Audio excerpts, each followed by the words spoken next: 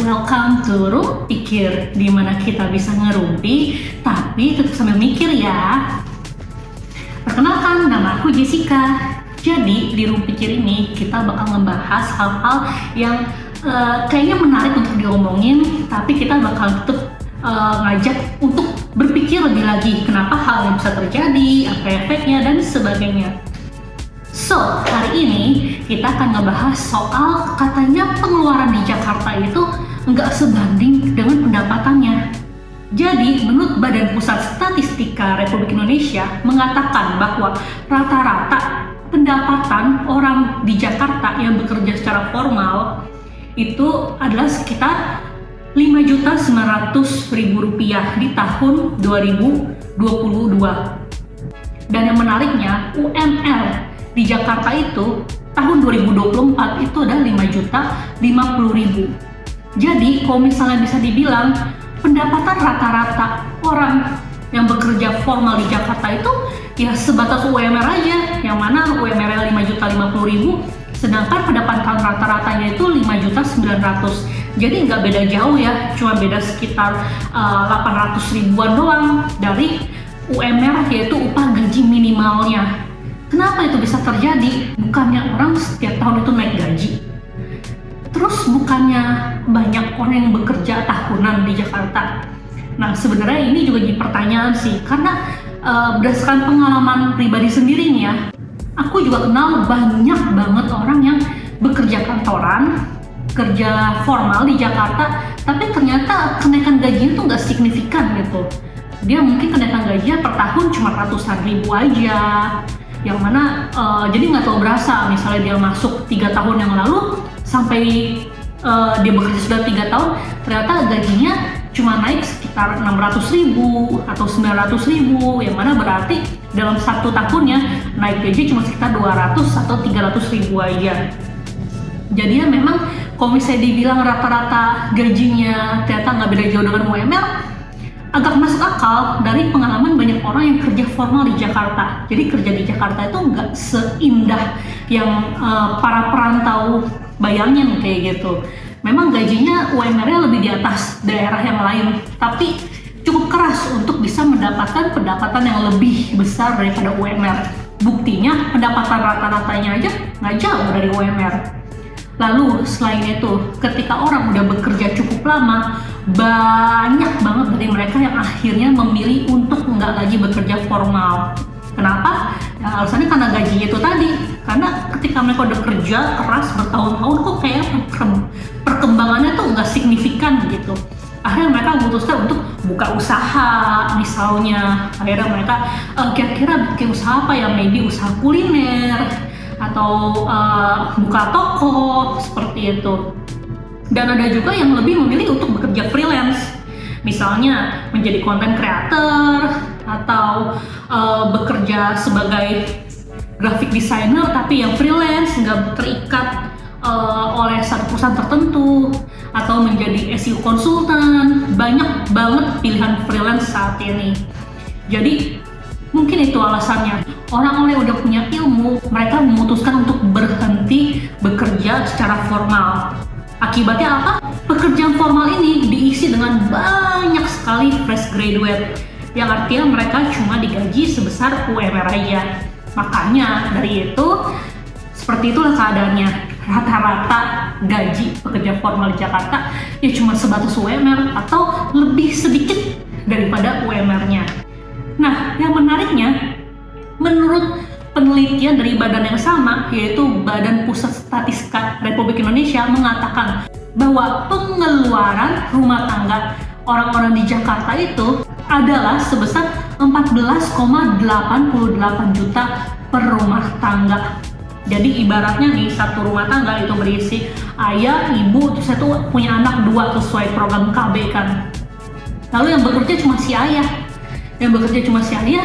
Si ayah gajinya mungkin UMR lebih sedikit kayak gitu. Mungkin dia gajinya 8 juta atau 7 juta lah, anggap, ketika dia jabatan udah lumayan kayak gitu. Tapi ternyata pengeluaran rumah tangganya itu rata-rata di Jakarta adalah 14,88 juta per rumah tangga. Jadi kerasa banget ya, sekalipun gajinya itu di atas rata-rata, yang tadi mana rata-ratanya cuma 5.900.000, tapi dia dapat gaji di atas itu, yaitu dia dapat gaji misalnya 7 juta atau 8 juta, tapi ternyata gaji yang ia dapatkan itu sendiri juga hanya setengah dari rata-rata pengeluaran orang di Jakarta. Jadi berasa banget kan inflasinya, mereka cuma dapatnya segini tapi pengeluaran tuh segini gitu. Nah, jadi pertanyaan kan, kenapa kok bisa pengeluaran rumah tangga di Jakarta segitu besar? Emang apa iya harga-harga di Jakarta segitu mahalnya? Alasannya adalah karena pertumbuhan ekonomi yang terjadi di Jakarta. Orang-orang di Jakarta itu sangat konsumtif. Apapun yang dijual bakal dibeli berapapun harganya. Setuju nggak? Jadi kalau ada barang, anggaplah barang misalnya ada handphone gitu. Terus dari itu handphone ini sebenarnya bisa dijual dengan harga 8 juta. Tapi orang-orang saat dikasih harga 20 juta, beli kok, laku kok. Ternyata handphone ini ketika dijual 20 juta, yang beli ada 8 juta orang dalam hari pertama. Ya tentu produsen handphone bakal pasang harga ya 20 juta aja, toh laku juga, ya kan? Walaupun sebenarnya handphone ini bisa dibeli dengan harga 8 juta. Itu perumpamaan orang Jakarta. Jadi apapun yang dijual di Jakarta itu, kalau itu memang menarik perhatian orang Jakarta, mereka akan beli berapapun harganya. Pengen tahu contohnya? Contohnya adalah konser-konser musik. Konser-konser musik di Jakarta tuh, wow, harganya fantastis.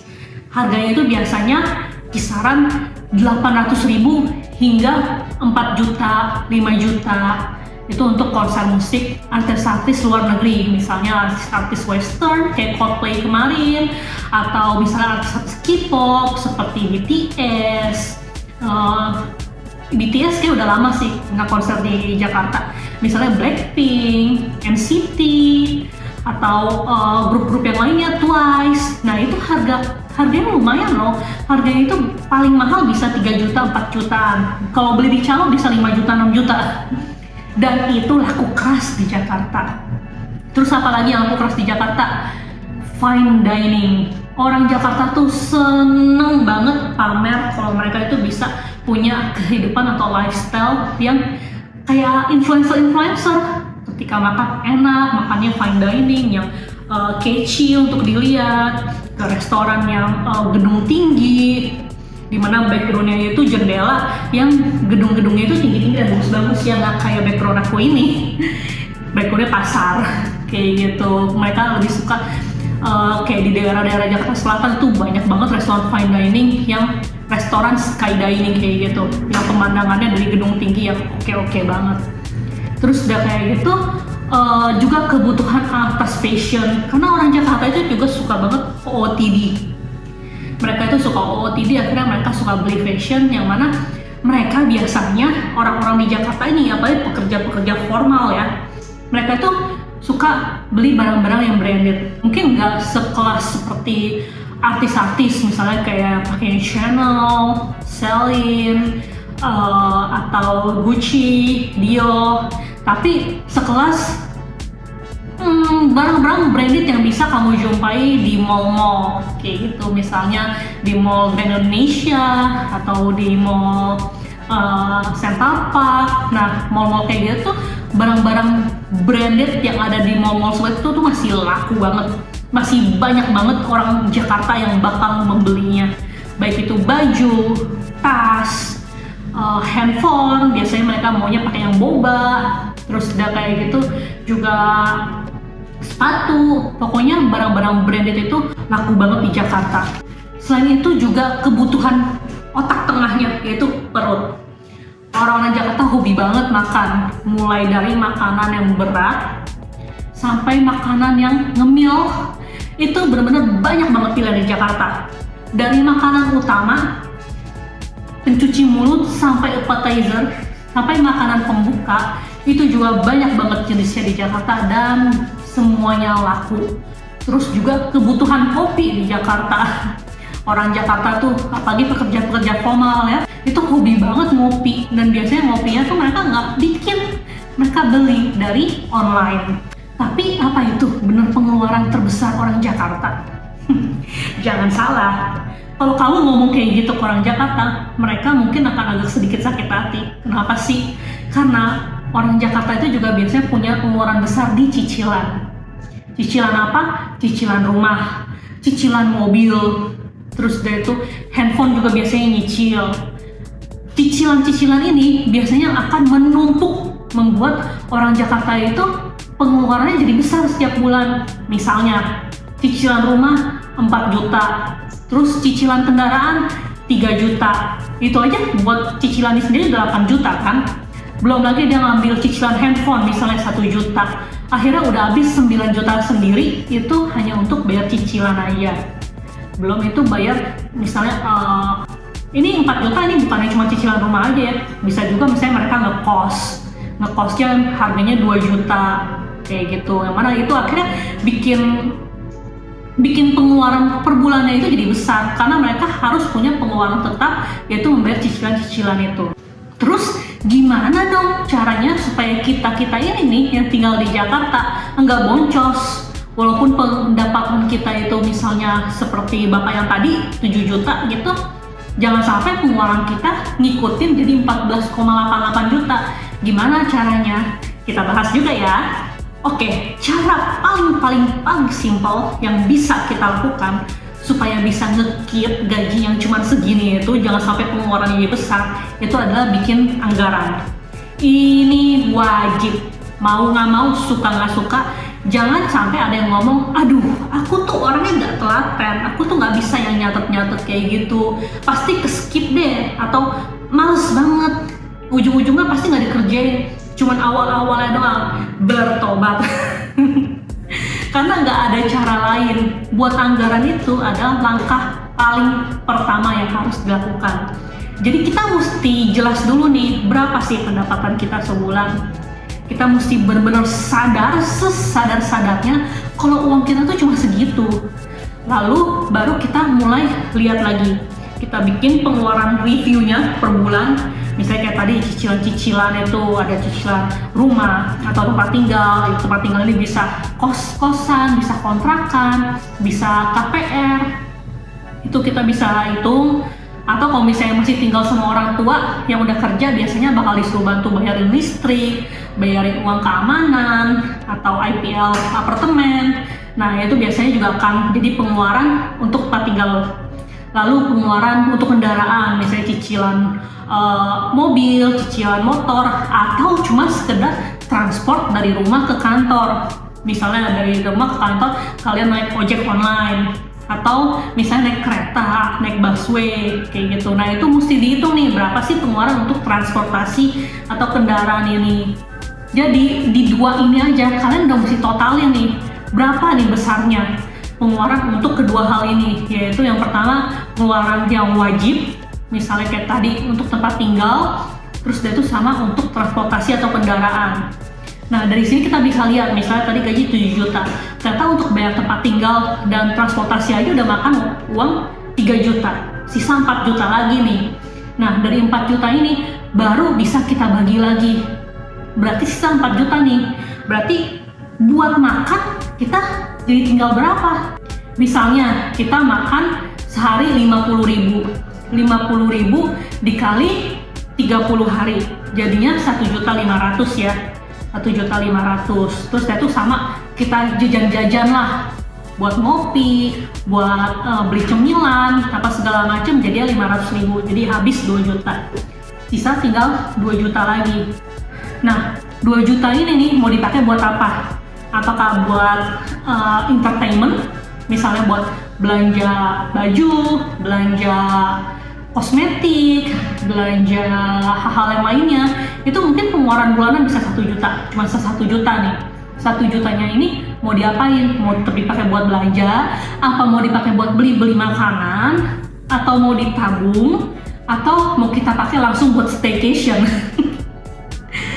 Kayak gitu. Jadi terserah nih ya, 1 jutanya ini bener-bener tinggal budget free-nya nih. Antara kita mau tabung, terus itu nanti tabungannya misalnya buat apa? Buat beli barang-barang tadi, atau buat nanti beli tiket konser. Nah, atau 1 jutanya itu mau langsung kita habisin seketika. Nah itu tadi kan pengeluaran rutinnya cuma 2 doang tuh, cuma tempat tinggal sama transportasi. Gimana kalau dia punya cicilan yang lainnya, cicilan handphone atau cicilan pay later? Nah makanya dari itu budgeting itu penting banget. Setelah kita tahu ternyata budget kita segini, mau nggak mau kita harus merubah gaya hidup sesuai dengan budget yang tadi udah kita hitung. Nggak bisa dilebihin, nggak bisa dikurangin, nggak bisa mikir, oh hari ini gue capek banget, gue pengen reward diri sendiri, gue pengen makan enak hari ini. Sedangkan budget sisanya tuh tinggal 100.000 doang, mau reward dari mana? Kayak gitu. Jadi please, untuk hal yang paling pertama itu adalah jujur ke diri sendiri. Jujur, berapa sih sebenarnya uang kita, lalu dibikin anggaran, berapa sih sebenarnya uang yang free yang bisa kita manfaatkan untuk hal-hal yang lain, misalnya kayak pengen beli sesuatu yang enggak kebutuhan, kayak gitu. Jadi udah ngerti ya sampai sini ya? Itu adalah sedikit review gimana caranya bisa tinggal di Jakarta dengan pendapatan rata-rata yang cuma 5,9 juta, tapi dengan pengeluaran rata-rata 14,88 juta. Thank you for watching and see ya!